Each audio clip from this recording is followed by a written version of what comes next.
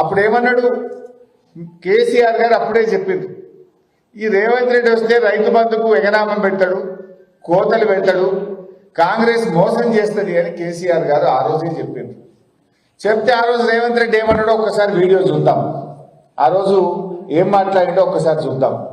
కేసీఆర్ అంటున్నాడు కాంగ్రెస్ వస్తే రైతు బంధు బంద్ అవుతుందని. ఎందుకు బంద్ అవుతుందే? మేమేమన్నా దివానా కాదమా? మాకేమన్నా జమాట్ లేదా? రైతుల కష్టాలు మాకు తెలియదా? రైతులకు కరెంటు బంద్ అవుతుంది, రైతు బంధు బంద్ అవుతుందని కేసీఆర్ మాట్లాడుతున్నాడు. ఇప్పుడు ఎవరు దివానా కాలే? మరి ఇప్పుడు దివానా కాలే ఎవరో రేవంత్ రెడ్డి చెప్పాలి. మరి రైతు బంధు బంద్ అయిందా, బంద్ కాలేదా? మరి ఇప్పుడు ఎవరు దివానా కాళ్ళు ఆయనే చెప్పాలి. మరి ఇప్పుడు ఆ రోజు కేసీఆర్ చెప్పింది అది నిజమైంది. వానకాలం ఎగబెట్టిండు, యాసంగికి ఎప్పుడు ఇస్తాడో, ఎంత ఇస్తాడో, ఎవరికి ఇస్తాడో ఇంకా చెప్పే పరిస్థితే లేదు. నాట్లు పడుతున్నాయి, రైతులు అప్పులు తెచ్చుకునేటువంటి పరిస్థితి ఈరోజు ఏర్పడ్డది. అంటే ఇంకా ఆ రోజు ఒక అడుగు ముందుకు పోయి కౌలు రైతులకు కూడా ఇస్తా అన్నాడు. రైతు బంధు 2 సార్లు ఎందుకు ఇస్తావు, 3 సార్లు ఇవ్వాలన్నాడు కేసీఆర్. మరి ఈ 3 సార్లు నేను ఎవరో తట్టు 3 పంటలు పండించే రైతులు కూడా ఉన్నారు. ఈ 3 సార్లు మరి ఆ రోజేమో కేసీఆర్ 2 సార్లే ఇస్తుండు, 3 సార్లు రైతు బంధు ఇవ్వాలన్నాడు. ఇప్పుడు ఒకసారికి ఎగబెట్టినావు కదా. కౌలు రైతులకు కూడా ఇస్తా అన్నాడు. ఇప్పుడు వ్యవసాయ మంత్రి అడిగితే మాకు సంబంధం లేదు, అది రైతు కౌలు రైతు చూసుకోవాలంట. ఏంది అసలు నీ ప్రభుత్వంలో నీదో మాట, నీ మంత్రిదో మాట, ఒకరికొకరికి సంబంధం లేదు, ఒకరికొకరికి కోఆర్డినేషన్ లేదు. కౌలు రైతులకు ఇస్తాను ముఖ్యమంత్రి అంటాడు, వ్యవసాయ మంత్రి ఇయ్యం మాకు సంబంధం లేదు, వాళ్ళే చూసుకోవాలి, రైతు కౌలు రైతు అంటాడు. ఎవరిని నమ్మాలి?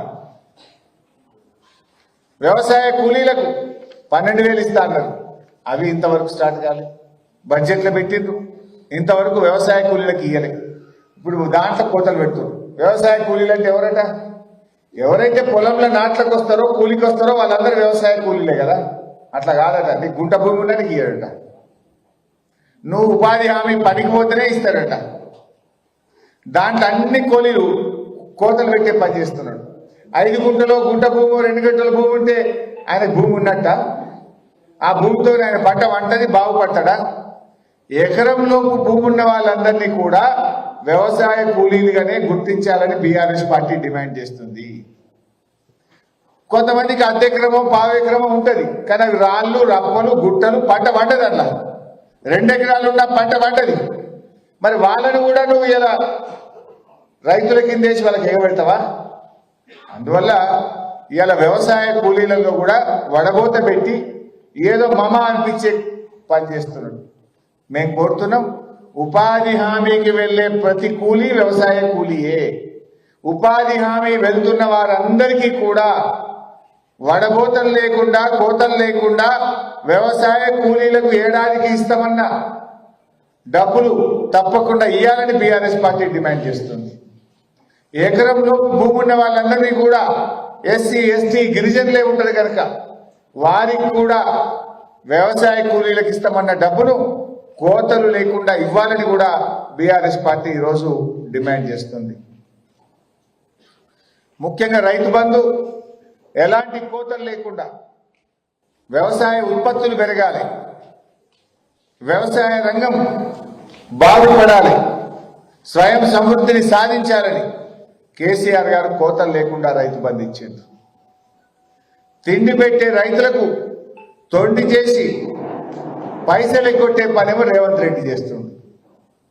కేసీఆర్ ఏమో తిండి పెట్టే రైతులకు ఎట్లన్నా ₹1 పోవాలి, వాళ్ళకి ఎంత ఇచ్చినా తక్కువే అని కేసీఆర్ అనుకున్నాడు.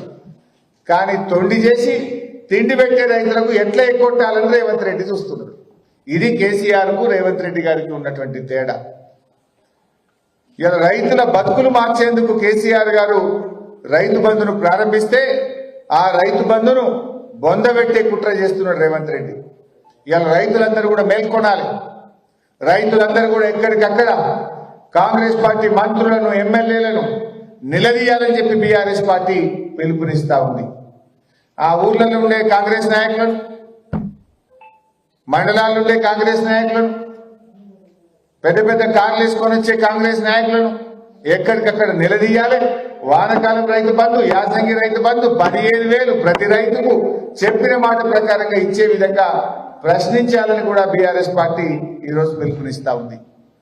ఎందుకంటే కేసీఆర్ గారు 2 ఏళ్లు కరోనా వచ్చిన రైతు బంధు ఆపలే కదా. 11 విడతల్లో 73,000 కోట్ల రూపాయలు ఇచ్చిన మాట ప్రకారంగా రైతు బంధునిచ్చి రైతుల పట్ల తన ప్రేమను చాటుకున్నది కేసీఆర్. కానీ రైతు బంధును బొందబెట్టి రైతుల ఉసురు పోసుకున్నోడు రేవంత్ రెడ్డి.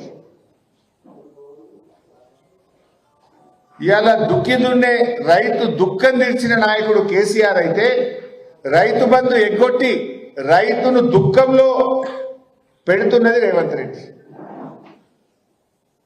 ఇవాళ రైతులు కూడా ఆలోచించాలి. ఏ ఒక్క హామీ అమలు చేయలేదు.